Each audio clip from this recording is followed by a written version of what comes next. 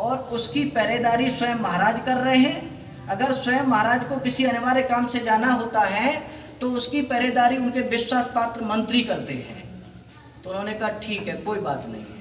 अब एक रानी जो थोड़ी एक्टिव थी वो उस राजमहल में जाती हैं, तो जितना राजा का सम्मान है उतना ही महारानी का होता है।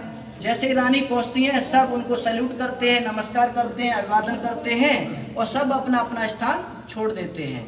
रानी आगे बढ़ती हैं, खोपड़ी उतारती हैं जिस पर लिखा हुआ था अभी कुछ और बाकी है। तो उस खोपड़ी को उतार के, अब आपके यहाँ क्या कहते हैं हमको नहीं पता है, हमारे यहाँ खल्लड़ कहते हैं। खल्लड़ में रख करके और एक वो जो कूटने वाला होता है उससे कूट कूट करके उसका चूरन बना दिया। तो राजा जब आया तो राजा ने देखा कि रानी उस खोपड़ी को, जो मनुष्य के कंकाल के सिर की खोपड़ी है उसको वो कूट रही है और कूटते कूटते उसका चूरन बना दिया गुस्से में। तो राजा समझ गया कि अभी इसके साथ ये बाकी ठीक है ना।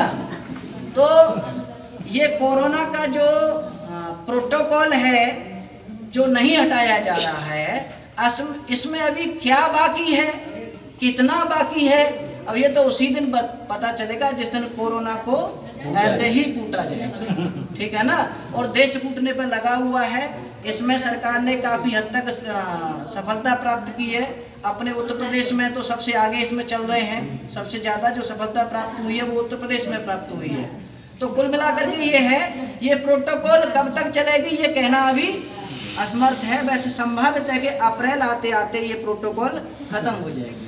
तो तब तक अपने बच्चों को आप विद्यालय भेजें और उनको स्पष्ट बता दें, बेटा किसी को छुए नहीं, किसी की चीज न लें और ना ही अपनी चीज किसी को दें। जो भी समस्या हो अपने अध्यापक से कहें, अध्यापक उसका समाधान करेंगे। और अगर कोई विषम परिस्थिति है तो आपको भी बता सकते हैं कि इस समस्या का समाधान नहीं हो रहा है, आप भी फोन करके हमसे उसका समाधान ले सकते हैं। कुल मिलाकर के हम गांव का जो भ्रमण किए हैं उससे ये निष्कर्ष निकाला है कि बहुत घरों में ऐसी आवश्यकता है कि अगर एक एक नौकरी सरकारी हो जाए तो पूरे गांव का परिदृश्य बदल जाएगा।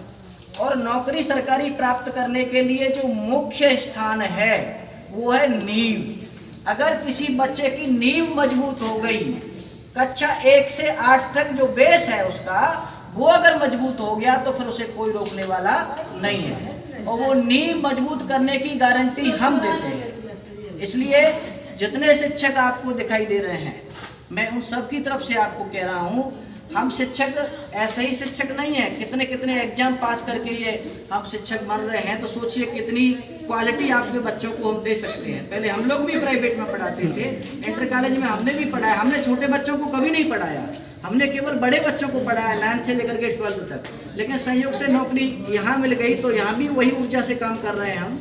तो आप निश्चिंत रहें, आपके बच्चों का भविष्य सरकारी स्कूल में सुरक्षित है। किसी का भविष्य खराब नहीं होगा, इसकी जिम्मेदारी हम लेते हैं। अगर हमको लगेगा कि आपका बच्चा हमारे लेवल से भी ऊपर जा रहा है तो हम खुद आपसे कह देंगे इस बच्चे को आप दूसरी जगह ले जाइए।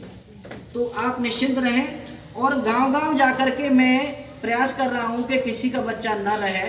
तो दिलीप सिंह से कहकर के हमने उनके यहाँ कोचिंग शुरू की।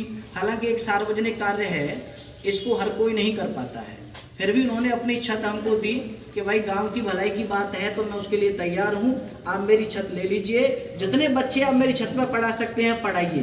तो हम किसी बच्चे का कोई लॉस नहीं होने देंगे। यहाँ जो कक्षा चलेंगी वो यहाँ चलती रहेंगी, अन्य बच्चों की कक्षा हम उनकी छत पर चलाते रहेंगे जिनकी परमिशन विद्यालय नहीं है। क्योंकि हमको मोहल्ला क्लास लगाने की परमिशन है। हम किसी एक जगह पर बच्चों को एकत्रित करके सोशल डिस्टेंसिंग के हिसाब से मास्क लगा करके पढ़ा सकते हैं, ठीक है ना। तो मैं ये कहना चाहूँगा अंत में कि हम शिक्षक हैं, शिक्षा की तस्वीर बदल देंगे। हम शिक्षक हैं, शिक्षा की तस्वीर बदल देंगे। नन्हे मुन्ने बच्चों की तकदीर बदल देंगे। गौर करना मेरी लाइन पर। हम शिक्षक हैं, शिक्षा की तस्वीर बदल देंगे। नन्हे मुन्ने बच्चों की तकदीर बदल देंगे। ताक रही है भारत माता आशा भरी निगाहों से, भटक रहा क्यों भोला बचपन ज्ञान की छाओं से। हम प्रण लेते हैं, हर हाथ की लकीर बदल देंगे।